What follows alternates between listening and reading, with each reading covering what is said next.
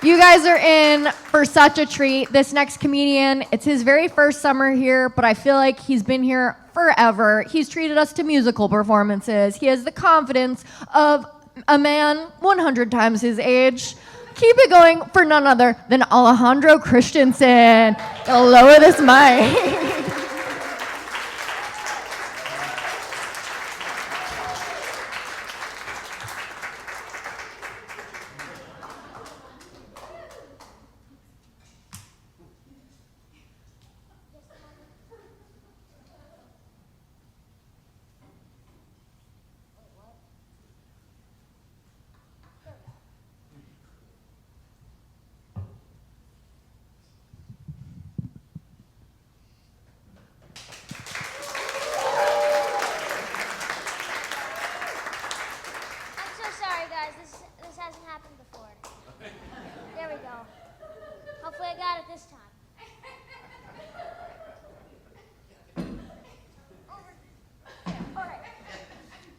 Finally ready to get started, all right? Thank you. So, hey everyone, how's your summer going? Glad to hear it. Mine's going great. And one of my favorite things about summer is traveling.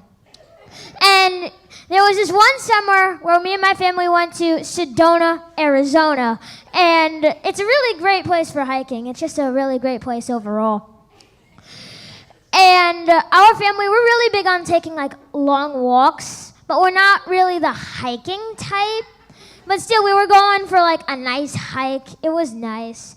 But as we were starting on the trail, we ran into this sign. It was like a wilderness warning sign that said like 3 things. Firstly, we were entering the official wilderness.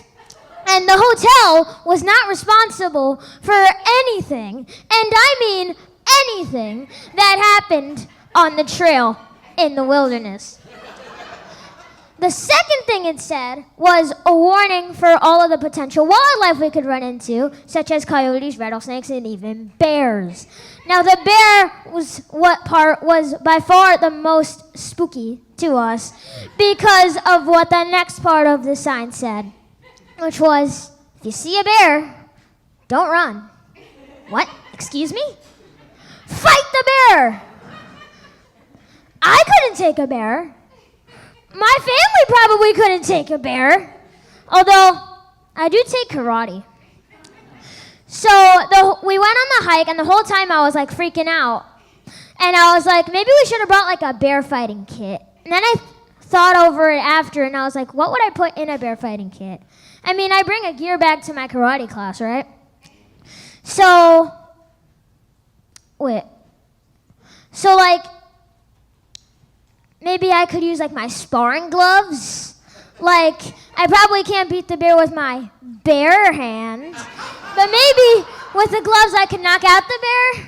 Nah, probably not. You shouldn't box a bear. Maybe my belt.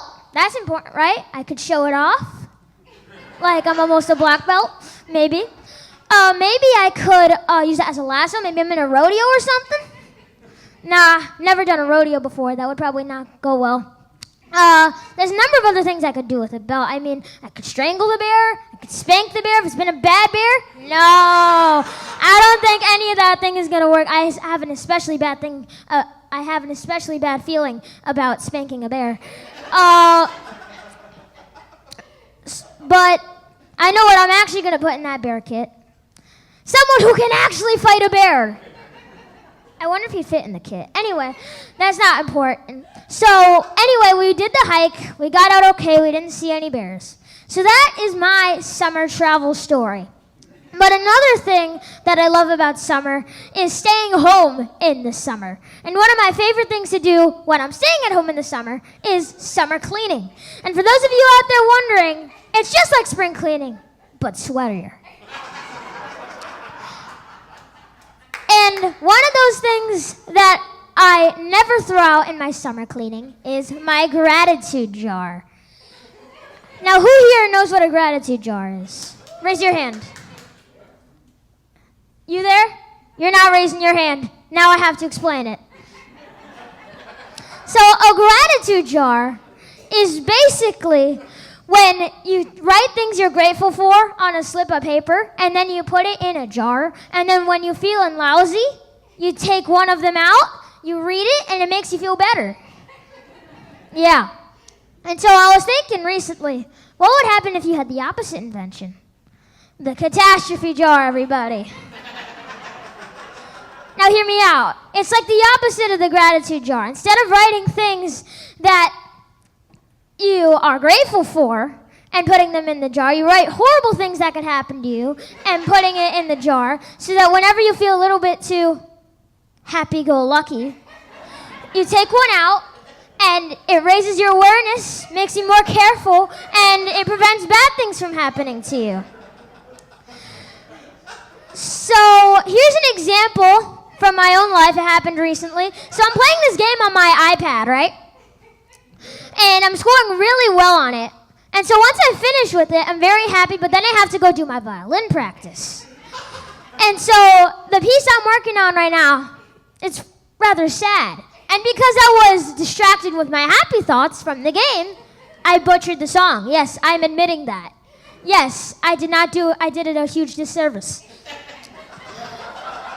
But I wonder what would have happened if I had picked from my catastrophe jar before I had done that. About 40,990 people die in car accidents each year. Wow, that would have set me right up for my violin piece. Anyway, speaking of cars, one time I had this really strange Uber driver. And I noticed it as soon as I got in the car, right off the bat. Because he had his car set up real nicely, got the iPad, he got the drinks, he got the candy, he got everything that you could possibly want to have in a car.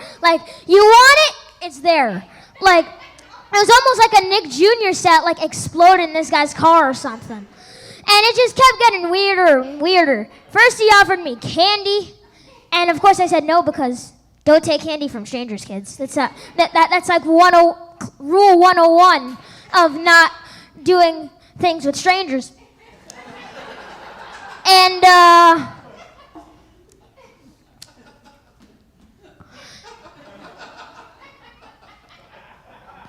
all right, and then wait, I was gonna tell you that. Wait, what was I gonna tell you guys? All right, he was even blowing bubbles. And it would just keep getting weirder and weirder, and we were almost borderline okay with this until the Uber driver did the impossible. This is not the end, guys. Hold your applause for just a little bit longer. Yep, that's right. He put on a red tie nose, and I had to go. Now, you see, in a comedy show, maybe that's funny. Maybe. Thank you. But, you see, on your Uber driver, it's terrifying. And now I really think, I wonder how that clown got a 4.9-star Uber rating. Well, that taught me a lesson. From now on, I'm only taking Uber cars with 5-star ratings. I can't find any, though, for some reason. Anyway, we got out of the car safely, all okay. Maybe the driver was actually fine the whole time. Maybe he was just a happy-go-lucky guy. Or maybe happiness is the problem. Thank you, everybody.